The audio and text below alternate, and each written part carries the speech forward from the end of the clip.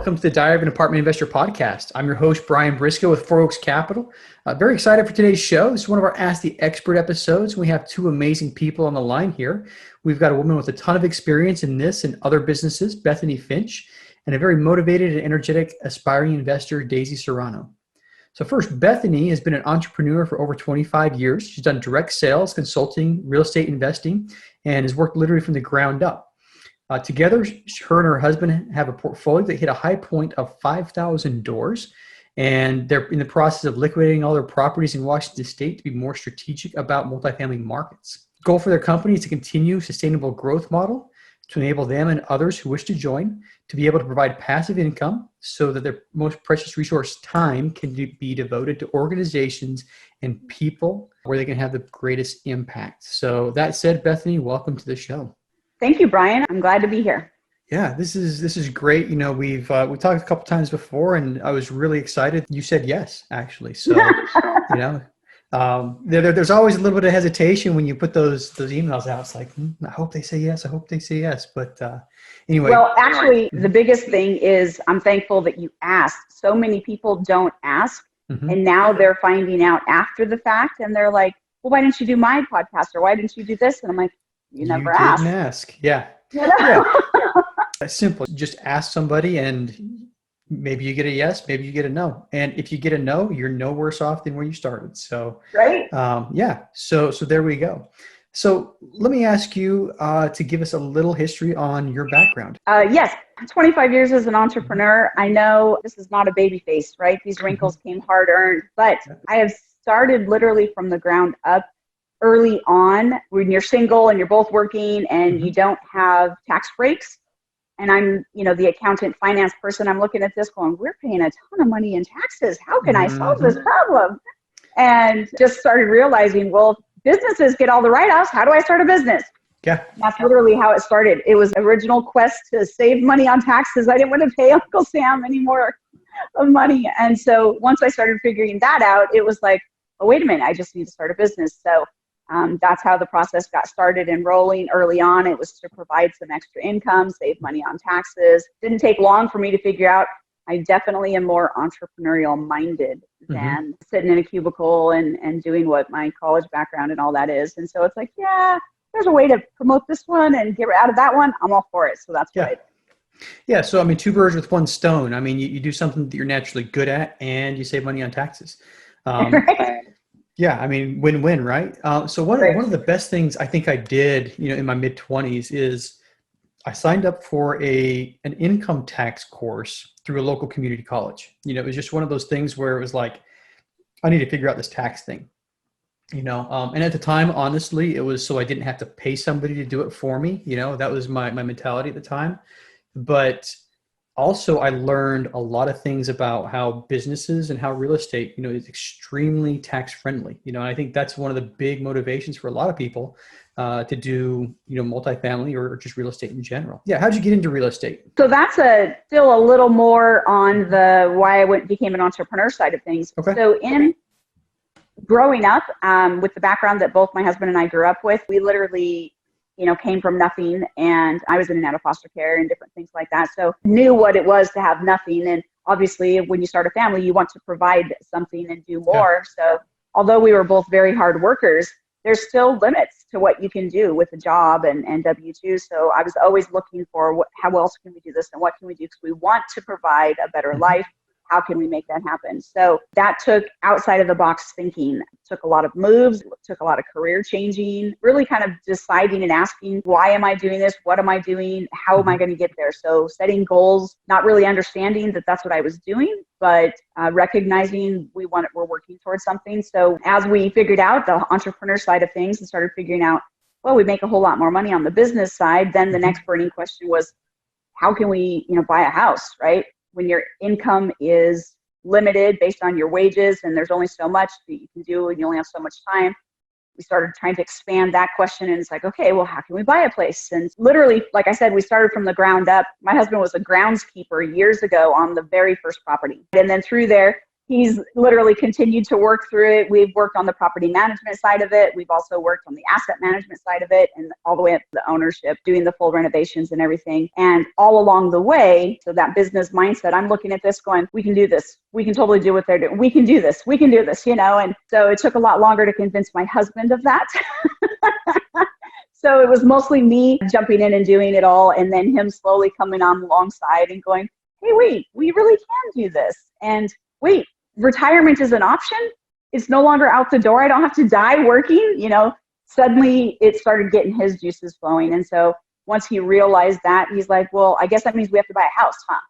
So then you have to start looking. And then we started doing basically market research and figuring out, well, where can we afford? And that led us down the road of affordable housing. Where's it at? And oftentimes, how hard is it? And all of that. And so it literally was a desire to provide that continued to lead us. Then because we've always been in the real estate investment side of it, through the multifamily, through that asset management, through property management, through all of that. On my end, it wasn't a leap of faith. It just the next logical step. It made sense. For my husband, he said it felt like it was diving off the deep end and there's no water.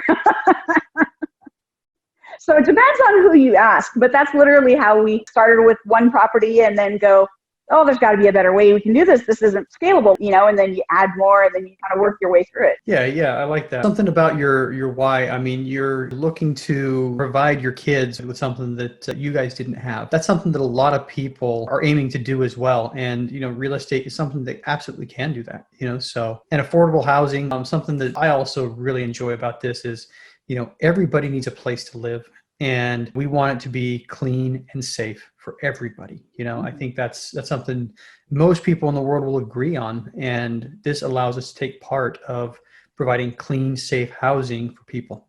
So absolutely. Good. And too many times that's actually what led us down our multifamily path, because we would be walking properties. There's so many unfortunate slumlords. They have their remote investing. They have no idea that the property managers aren't taking care of anything. The rest of them, I honestly don't believe that they knew. And if they knew that babies were sleeping next to mold-covered walls and rivers of water are flowing through the house because of a foundation crack, and that they would do something about it, but they don't. And so the community organizations, that's what actually got us involved more heavily with the communities, when they started reaching out and they're going, Bethany, nobody is meeting this need. How can we make this happen, and what can we do? We have a waiting list a mile long. It just kind of continued to open doors. Well, nice. Absolutely. Well, can you give us an idea of some of the things that you guys have invested in, and what your investment philosophy is? Believe it or not, our investment philosophy isn't profits. I know that's going to sound shocking, but it's not. Our investment philosophy has always been people first, profit second. So when we're looking at rental markets, is there a demand and is there a need there? Specifically in the case of affordable housing, we don't touch A-grade property at all. It just doesn't make any sense to us. It never has, even though we've had some of them. We're just not a fan. In that mindset, we look at those communities and where can we make an impact and how can we make an impact. So it may be we're getting a multifamily in there, but sometimes we're starting in communities where we're just picking up some single families, building the community relationships, and then ultimately we end up getting our multifamily from those relationships. So it's kind of reverse engineered sometimes. So we've worked with local county and city governments to actually renovate entire neighborhoods. We've had some that were gang infested, and the police know us really well and said, hey, we know you do this. Would you guys consider this? Approached the city, county, they talked with us about it. They said, hey, we'll give you tax credits if you do this. We're like, so we just started having that conversation. So the philosophy is more about, yes, at the end of the day, the dollars need to make sense, right? There's got to be some gain to it. Our investors don't want to not make money, right? But there's also got to be a return on investment, not just money-wise for us, but impact-wise. So we're looking at it from that perspective. And I think today, especially there's a lot of people who invest for more than one thing, for more than just monetary returns. There's a lot of people who want to invest in projects that make sense and in projects that help other people. Or for some people, some people have different philosophies. Some people are investing in projects that are green or whatever. But I think if you find the right investor, just like you, they'll settle for maybe slightly lower returns, knowing that they've made a difference in the world or in a community. Well, and what we have found, it comes back more. So for instance, those investors that go, it's all about the numbers and I want a 20% cash on cash and I want this and I want this and I want this, right? Mm-hmm. They'll go in, they'll do that one project and then they'll leave. They'll never get repeat business. And that's not what our goal is. So we're there. Our business model is literally, our mission is to create sustainable growth. Mm-hmm. We're planning to be there for a long time. So it's not like it's a one and done thing. And so those relationships that get established early on oftentimes bring you more of those deals down the road, or they'll continue to grow in a way that the return isn't always just money, and it is an impact on that community. We're seeing literally families change that went from poverty because now they have a better chance at life and they have better programs and things like that. And so it's definitely a better return. Yeah.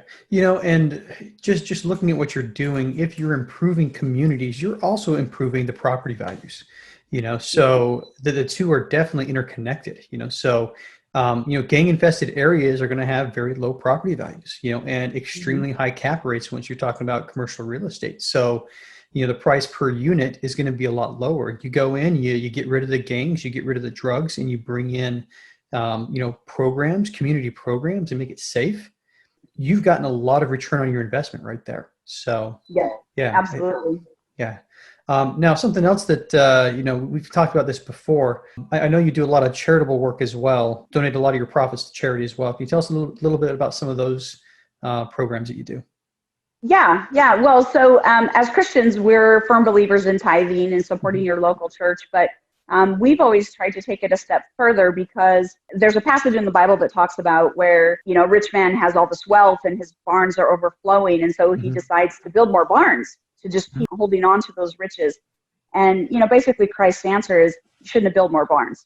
I gave you the excess to get rid of the excess. You were taken care of, your needs were met, now continue to help. And basically we are vessels, right? So with that mindset of us being a vessel, we're out to try to very strategically move that and just continue to be that funnel that it moves through so that it does go to not just reputable organizations, because there are a lot of organizations people are unaware of.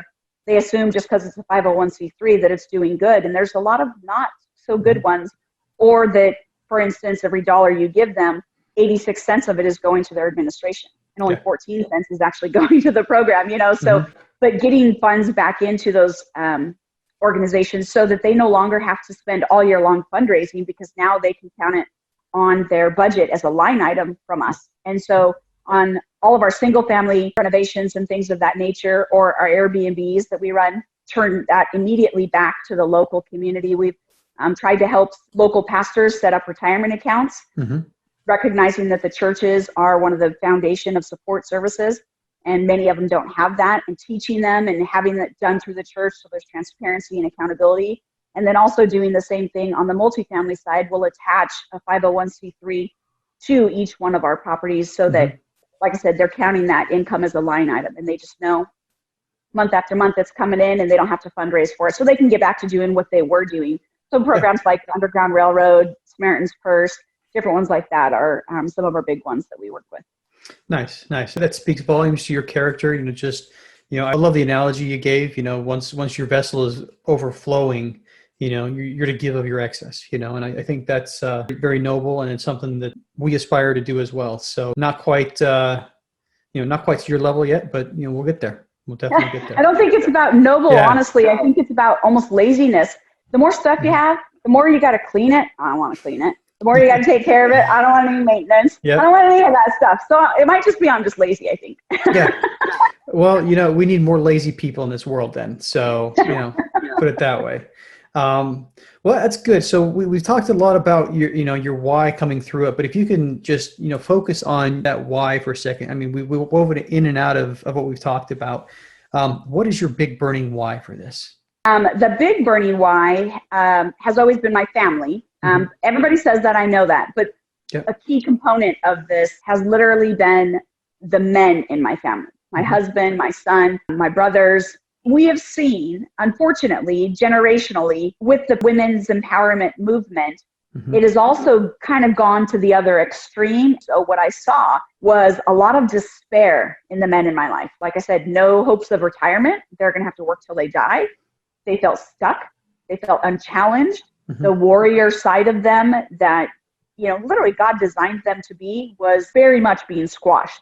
So as an entrepreneur, my husband used to joke and he would say, I think for retirement, we should just get our own property and then we'll just live on the property and we'll just run it and that'll be our retirement. And I'm thinking, that sounds like a terrible retirement. Yeah. Why would I want to do that? So the big why was, how do I build my husband back up? How do I build my brothers back up? How do I empower the men in my community? And as I just continued to pray about it, the Lord just showed me, I want you to start this business. And I'm like, no. So our business has come and gone multiple directions. And that why was to literally rebuild those men. So my husband is just now getting to the point of being able to feel like he can dream again. Nice. Like I said, I love all the good things that you're doing. What's next for you and your entrepreneurial businesses? Yeah. So just due to COVID, we actually launched an education program a couple of weeks ago. So providing on-site remote learning center for parents. So that's one avenue. Still have our Airbnbs still going and growing. We are focusing more on our other markets. Washington is not a landlord-friendly state. So we're in the process of liquidating the last few years to invest more heavily in the other ones. So kind of transitioning a lot of that, as well as just stabilizing and continuing to grow the asset management side of the company. Mm-hmm. We'll see more of our investments in Texas, Ohio, Alabama, and Tennessee grow as based on what we've already got out there and whatnot. Right. Nice. Well, let's shift gears right here. We've got Daisy Serrano also on the line with us. She's a limited partner in 253 units in Texas. She's a leader in the Women's Real Estate Network, as well as Prospanicus, which is the Association of Hispanic Professionals. She has over 10 years of experience in international relations, education, management, and counseling. She's worked with clients in 25 plus countries and has thrived supporting large organizations and government structures. That said, Daisy, welcome to the show. Thank you so much for having me, Brian. We recently interviewed you for our podcast as well. Yeah. I'm excited to be here today with you. Yeah, it's been great getting to know you and your fiance as well. He was also a guest on this show as well. So, come full circle on this one. Let's start with talking about you, a little bit about your background and your history. Yeah, thank you for having me on again. So I'm originally from Southern California, still live in California and LA right now. We're actually looking to transition over to Texas here pretty soon. That's something that's in the works. Born and raised out here and, went to school, got a degree and started working. Ended up, going into international education and have been in the space for the last 10 years in various capacities. For me, real estate sort of happened. It was totally unplanned. My fiance, as you mentioned, Luke, he has a construction and engineering background, so very numbers driven. Yep. He was the first actually to bring it up. And I always thought like, oh yeah, that's your thing, but I have my own thing. It's, very different. We're very different personality wise and just in terms of our goals and our whys. And so he just, kept talking about it, ended up going to a couple meetups with him and started getting exposed more so to the space. Once I understood the power and the access that I was able to create, not only for myself, but for my family, for my community.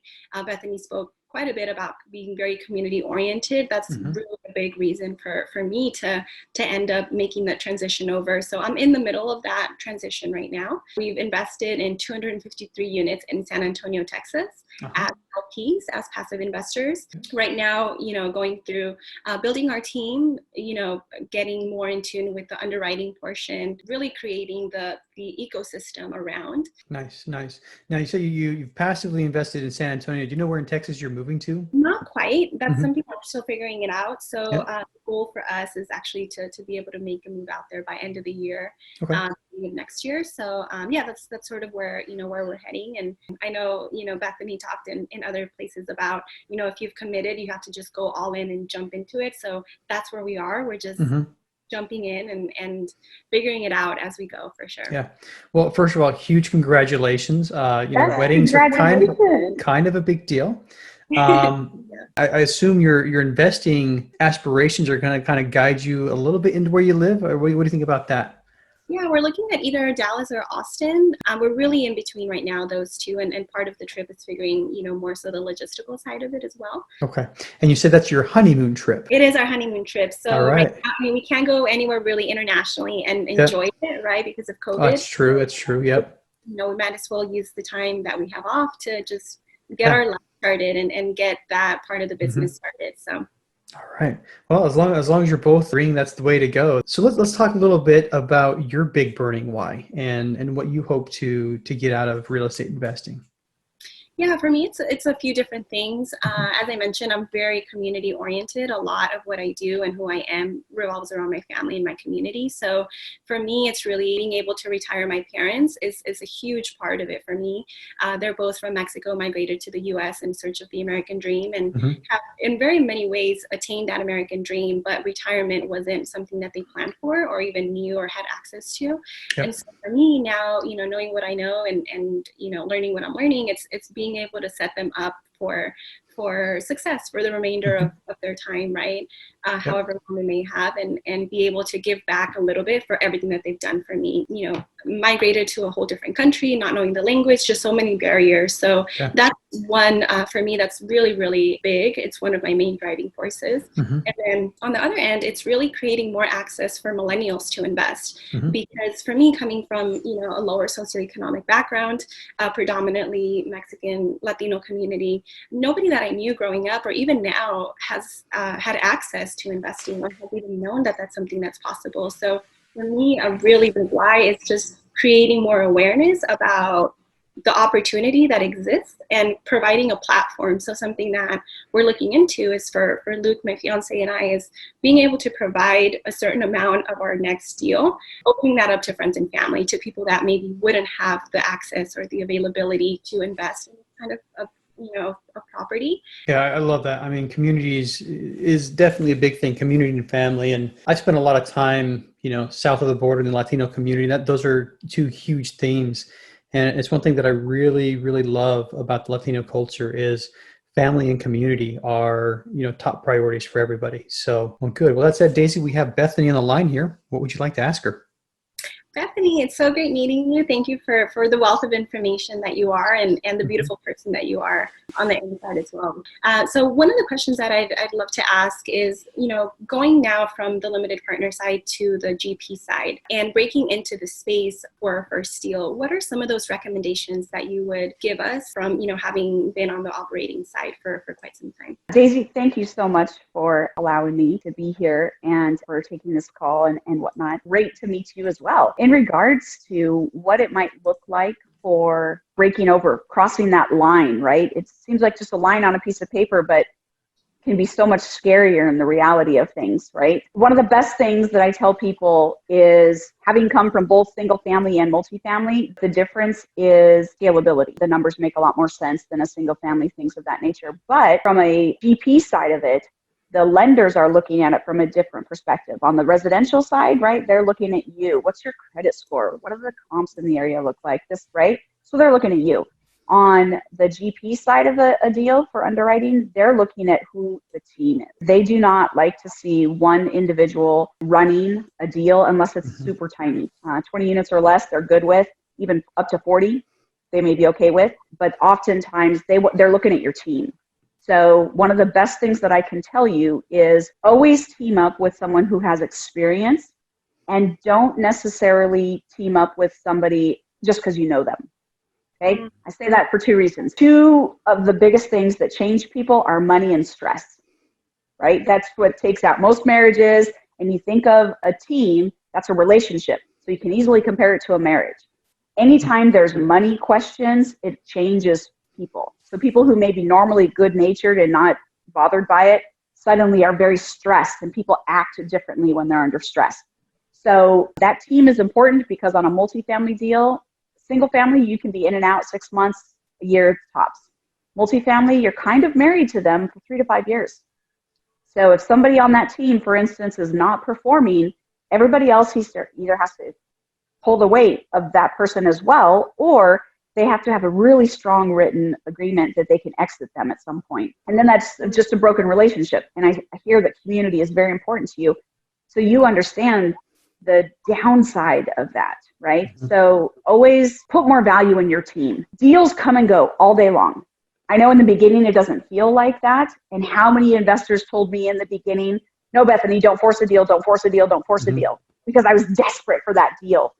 But the reality, I listened to them. Thankfully, I listened, and I didn't force those deals. And because of it, I didn't get in bad relationships with bad teams. I didn't get on bad properties that, cost these investors greatly. So now looking back, I can see the wisdom there. And so if you team up with somebody that's experienced, right, I would also look at what you and your fiance have to offer. So for instance, you may be very, very strong in finance and numbers. So the underwriting side of it really clicks with you. You're very, very good with that. You want to find people so that your team is built. Everybody else's weakness is being filled by somebody else. Okay. I love that. Thank you for sharing. One more thing, right? Something that you talked about was, working with your husband. I know that you both work together and have been for quite some time, and, having acquired so many units in such a short amount of time. I'd love to hear more about that working relationship and how you separate or don't the business side from the personal side. Oh, I'm laughing because we have been married. We just celebrated 20, hold on. I want to get in trouble and say the wrong number. 20-something years. He won't notice. 28 years? 28 years? Yeah, 28 years. So 28 years, right? And I've been an entrepreneur for 25 years. So did we have serious challenges that most people don't face? Absolutely. 100%. Especially when the other person doesn't understand. Okay, so if the other person is busy going and doing their W-2 job and they're just on paper as a partner, they're not really involved in any way in the business, it is almost always kind of a failure, a setup for failure, because they're just looking at it like it's another job to them, and they're analyzing it through that filter. So why aren't you off at 5 o'clock? And why aren't you doing this? And why aren't you available for this? And you're home all day. What are you doing? We've had to live and learn a lot. There were times that definitely business trips had to be taken and he was not coming. I'm sure Brian can attest being in the military and being deployed, and there's different times and things like that as well. Yeah. When anytime you're married, it's a growth. It's so easy for us to fall into a rut when you're with someone day in, day out, especially when you're in business together, because that stress that I told you about that changes people, and then the money that changes people, those two things are already factors in marriage, and then the business side of it just compounds it. Every year we have a mastermind or a coaching or mentorship program of some kind that we've been involved with, because we recognize if we're not learning and growing as individuals, then we're stagnating, and that just becomes stinky and dead. And that's not what we want for us as individuals, nor do we want that for our business or our marriage. So we're always literally working on our marriage just the same, but we had to learn to find a way that I wasn't going to kill him, that we could still get things done, but how could we work in a way that each person felt comfortable doing it? So we did the DISC profile. We recognized strengths and weaknesses. Obviously, we have a lot of commonalities. So the areas that we were common in, we didn't focus on. We focused on all the areas we were uncommon in. And we literally took all the roles of the business. So then we really kind of just dialed in our lanes or our roles. Yeah. My husband is phenomenal at building teams and building people up. So on the business side of it, my role is very much separated out, and his is more hyper-focused on project management, asset management in that perspective. And then I'm focused on all the, legal and contracts and everything else, right? All the finance and the, we laugh and then we joke about it. He's all about finding the deals, and I'm all about finding the money, and making it work out that way. So but those two have to come together, right? So we have each of our own lanes, then we bring them back together. And we didn't do so good in the beginning, trial and error, right? You figure these things out. So we learned to set up a yearly trip and quarterly retreat. But it's a mindset thing. We had to break through some things, and those breakthroughs take time. Tony Robbins helped out quite a bit. So another question I had was more so from the underwriting process. Once you're looking at a multifamily deal, what is the criteria that you look for, and what is the level of detail that you go into on the underwriting portion when you're doing sensitivity analysis and, more so of an in-depth analysis? It's a little bit different for us. We've been nationwide for a long time. So for us, a strong rental market is the key. People look at the markets and they'll go, oh, there's rentals available and there's not rentals available, and that's a strong rental market. It has nothing to do with that. It has to do with employment. And now what we saw with COVID, right? If your employment base is all, like in Hawaii, tourism based, Well, they tanked, right? Yeah. So people considered Hawaii a strong rental market for years, but it was all tourism based. So the first thing we do is literally that 10,000 foot level, right? Focus on that market. Is it a strong market? Are there more jobs coming to the area than there are people moving out? Doesn't matter how many people are moving in if there's not jobs to support them. Mm-hmm. Okay. So are there more jobs in that area? Is there growth potential? Is it coming or in the process of coming? Is it already there? Where is it at? So we're looking at a lot of factors when we're looking at, is it a strong rental market? It's not just one key thing. Then we're looking at, is it a landlord friendly state? If there's any whisper of legislation of rent control or any of the nonsense that we've had gone on in Washington, we won't even consider it. We're walking away. It's just it's not worth our time or energy because there's so many other places that we can be. So one of the quickest, fastest, easiest ways is not necessarily to talk to commercial brokers, but it's to talk to local real estate residential. They know what school districts everybody wants to be in. They know where they can't find rentals. They know way more, and they're more free with their time than the commercial ones are. So then once you figure out, okay, so we're looking in these areas, you're going to start finding, okay, we like this area, we don't like this area. Then it's easier to kind of hone in. Then you just look at all the listings that were sold in that area. Who sold them? So you want to reverse engineer. When you come to a broker, you say, I'm looking for this, and I'm looking for this, and I want it in this market, and then I'm not willing to settle for a 2% cap, anything like this. They're still like, oh, she knows what she's talking about. Then they'll start taking you serious. Well, I hate to break in. This has been a wonderful, wonderful conversation, but we're about the time where we need to start wrapping up. So one more question for each of you. And Bethany, you go first. How can listeners learn more about you? Well, they can reach us on our website, www.americanmadehomesolutions.com, or they can email us, just info@americanmadehomesolutions.com. We respond to both either way. Obviously, we're on social media. We're on Facebook. We're on LinkedIn. We respond to all of that. I know, Brian, you reached out through LinkedIn, so they can easily reach us there as well.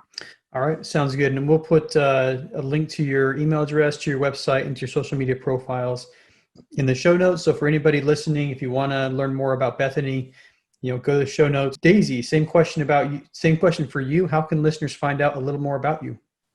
Yeah, the best way to reach us is on our website at makeitrainpodcast.com or on Instagram. We're very, very active on Instagram, also on Make It Rain Podcast. Just personally, if you wanted to reach out to me on LinkedIn, I'm very active on there as well. So Daisy Serrano on LinkedIn is the best place to find me. Yep. All right. Well, ladies, thank you so much for spending the afternoon with me. I know it's morning for you guys, but afternoon for me. And I really appreciate your time. Thank you very much, Brian, for having us. And Daisy, it was wonderful meeting you.